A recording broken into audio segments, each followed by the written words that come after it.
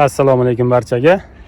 Nima uchun quyosh botayotgan vaqtda osmon, bulutlar mana bunday pushti rangda ko'rinishini bilarmidingiz?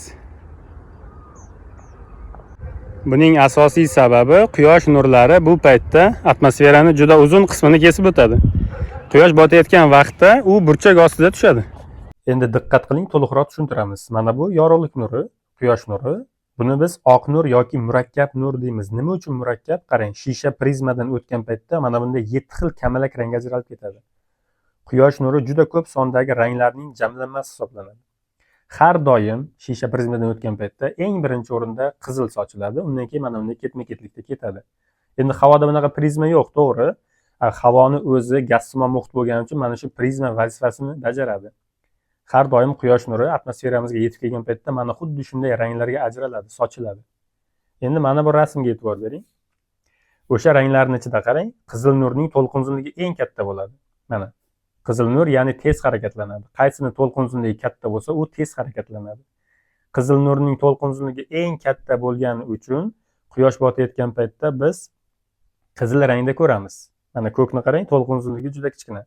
To'lqin uzunlikni ham tushuntirib ketay. To'lqin uzunlik degani mana bu do'nglikdan mana bu do'nglikkacha bo'lgan oraliq masofa hisoblanadi. Mana shu to'lqin uzunlik hisoblanadi mana. Bundachi qarang, mana bu do'nglikdan bu do'nglikkacha bunga nisbatan ancha ko'p masofa bor. Mana qizil nurning to'lqin uzunligi mana shu masofa hisoblanadi. Mana bu yerda ham ko'rishingiz mumkin. Mana shu belgilagan joyimizdan mana bu belgilagan joyimizgacha bo'lgan masofa to'lqin uzunlik hisoblanadi, qizilnik. Bunikini qarang. Mana bu yerdan mana bu yergacha. Ko'ryapsizmi kichkinaligini? Demak, to'lqin uzunlik kichkinami, tezlik kichkina degani. Endi mana bu rasmga e'tibor berasiz. Mana qarang.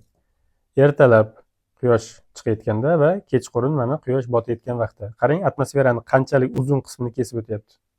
Obed vaqtida mana kalta qismini kesib o'tadi. Mana bu yerdan boshlanadi, mana bu yerda tugayapti.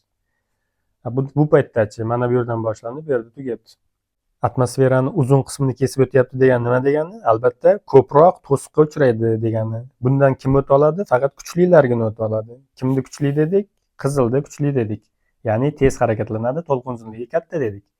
Shuning uchun eng birinchida bo'lgani uchun quyosh ertalab chiqayotganda va botayotgan paytda faqat bu uzun masofadan qizil nur o'ta oladi. Shuning uchun biz ufqni quyosh botayotgan paytda qizargan, sarg'aygan qilib mana bunday ko'rinishda ko'ramiz mana. Siz bu paytda mana bunday go'zallikni guvohi bo'lishingiz mumkin.